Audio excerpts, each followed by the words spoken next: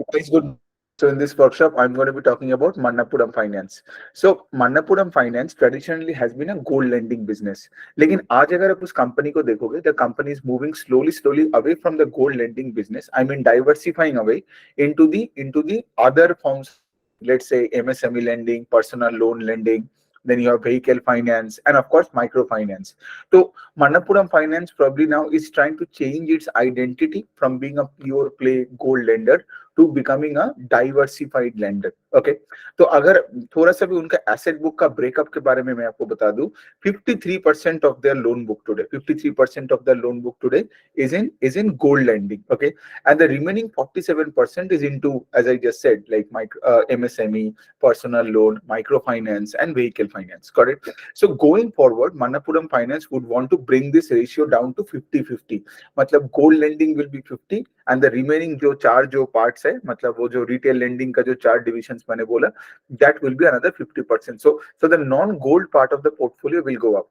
Now इसका एक दूसरा एक रीजन भी ये है कि लाइक अगर आप पूछोगे कि like why are they diversifying away from gold, इसका रीजन इसके लाइक आफ्टर कोविड के बाद आपने देखे होंगे कि businesses like Manappuram and Muthoot finances have been struggling into into lending at a good pace, keeping their gold loan का yields intact. Because आप सोचिए ना, अगर आप गोल्ड लोन एक बोरोवर हो, ठीक है, आपके पास कुछ गोल्ड है और से फॉर एग्जांपल आपको कुछ शॉर्ट टर्म कुछ पैसे चाहिए 6 महीने के लिए, तो आप गोल्ड लेके जब मन्नापुरम के पास जाओगे तो मन्नापुरम वो चार्ज यू से 22%, 24% का yield on let's say for 6 months. Okay, 22-24% annualise पकड़ लीजिए आप, ठीक है, ऑन अ 6 मंथ्स, और उसके लिए आपको आपको एक लोन देंगे वो, ठीक है. जबकि से for example state bank of India का अगर कोई ब्रांच हो उसी एरिया में, तो आपको गोल्ड लोन देगा कुछ अराउंड 7.5 to 8% का एनुअलाइज्ड यील्ड में, राइट. तो आप मुझे एक बात बताओ, आप किसके पास जाओगे? मन्नापुरम के पास जाओगे या स्टेट बैंक के पास जाओगे? आप एसबीआई के पास जाओगे ना, क्योंकि वो आपको 8% इंटरेस्ट में गोल्ड लोन दे रहे हैं, राइट. और दूसरी तरफ मन्नापुरम आपको 22-24% में गोल्ड लोन दे रहे हैं.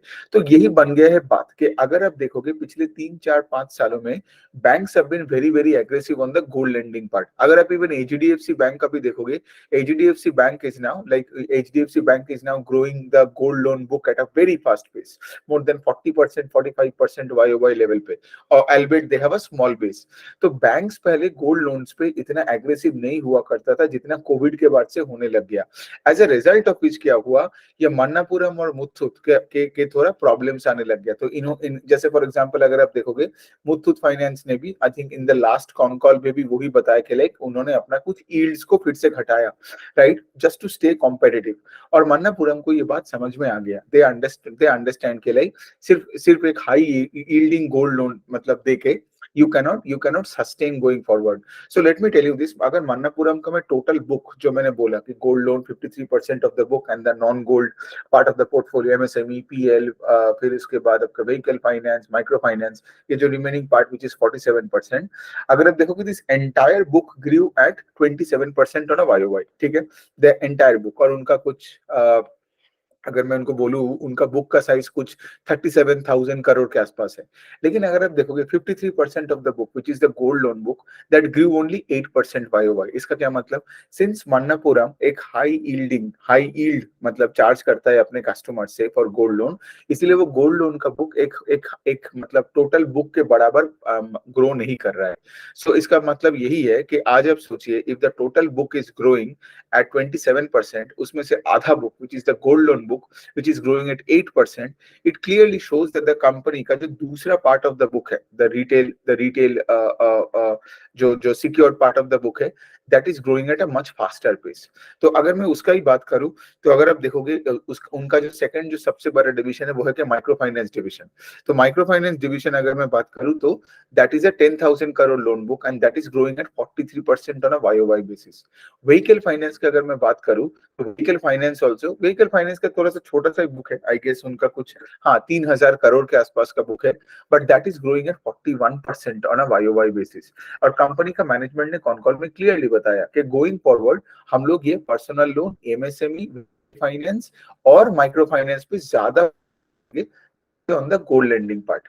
सेकंड पार्ट है, कंपनी ने ये भी बताया कि गोइंग फॉरवर्ड उनको माइक्रो फाइनेंस वाला जो डिवीजन है उनका उनका आईपीओ भी करना है, and I think they have already filed the DRHP for the micro finance subsidy.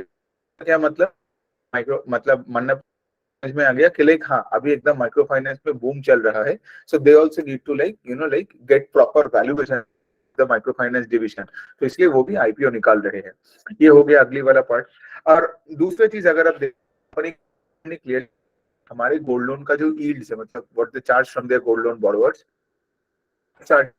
20% के आसपास on an annualized basis, okay, but then having said that, what Manappuram says के लिए we are going to give like gold loans of very short tenure, मतलब सोचिए 50,000 rupees का, 50,000 60,000 rupees का आपका आपका एक एवरेज गोल्ड लोन का, और से फॉर को 3 महीने के लिए पैसा देगा, राइट, और इसके लिए दे विल चार्ज यू 20% के ऊपर, ठीक है। तो ये बनता है कंपनी का strategy in growing the portfolio, but then again मतलब like इसमें अलग से कुछ बोलने का है नहीं, but then of course like if you see that the total book is growing at 27%, whereas the gold part of the book is growing at 8%, you clearly know where the company is heading, right? So Manappuram Finance पहले जैसे gold lending business बनता था, आज आप उसको gold lending business मत बोलो, आप उनको एक डाइवर्सिफाइड फाइनेंशियल सर्विसेज कंपनी के बारे में आप उनको बोल सकते हो। बस यही है। और तो चलिए, और ऑफ कोर्स और तो कुछ basic, Manappuram is basically a South India based NBFC, और उनका अगर आप देखोगे तो कुछ 63-64% of their branches are in the south, and of course they are spreading across the country, उनका तो distribution चल ही रहा है, branches का expansion हो ही रहा है, but the most important thing that we need to see is कि like whether how good they say for example scale up the non gold part of the portfolio। बस इसको छोड़ के तो मन्नपुरम का और कुछ तो मैनेजमेंट ने तो नहीं बताया। I think I have already talked about, okay one more thing is कुछ कुछ फाइनेंशियल डिटेल मतलब डेटा अगर आप देख लोगे तो उनका गोल्ड मतलब गोल्ड का जो बुक है या नॉन गोल्ड का बुक है उनमें कोई स्ट्रेस नहीं है, एसेट क्वालिटी एकदम अच्छी है। तो अगर आप देखोगे उनका रिटर्न ऑन इक्विटी का नंबर इज अराउंड 21% एंड उनका capital adequacy is around 30%, so the balance sheet is very strong that shows capital adequacy अगर 30% है तो मतलब बहुत ही स्ट्रांग बैलेंस शीट है।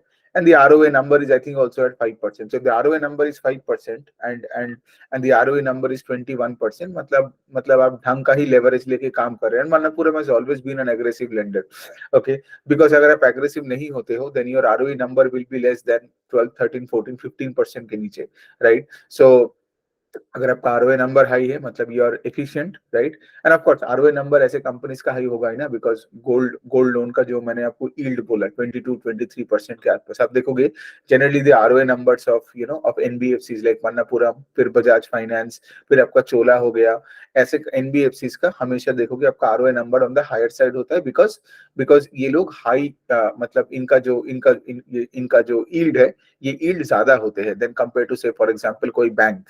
और बैंक्स का आरओए अगर आप देखोगे बहुत अच्छा भी अगर बैंक हुआ तब भी उस बैंक का आरओए होता है अराउंड 2% या 2.5% के बीच में, ओके। और as a result of which आप देखोगे, इसलिए micro finance since ROA into leverage is equal to ROE, तो इसलिए आप देखोगे कि लाइक NBFCs have an higher ROE number because they are more aggressive, right, more aggressive than the banks. इसलिए आप बैंक्स का कभी आरओई नॉर्थ ऑफ 20%, 25, 30% उतना आप देखोगे नहीं जितना आपको एक एनबीएफसी में मिलेगा।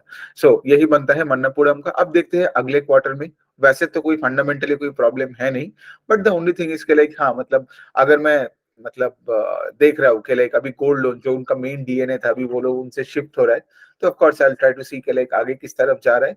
And then again having said that के लाइक देखेंगे वो भी एक मॉनिटरेबल है कि लाइक वो माइक्रो फाइनेंस कंपनी का आईपीओ निकालेंगे फिर उसका रेस्पॉन्स कैसे होगा, तो वो भी एक मॉनिटरेबल है in this business. So you have any questions you can always reach out to me. Thank you so much.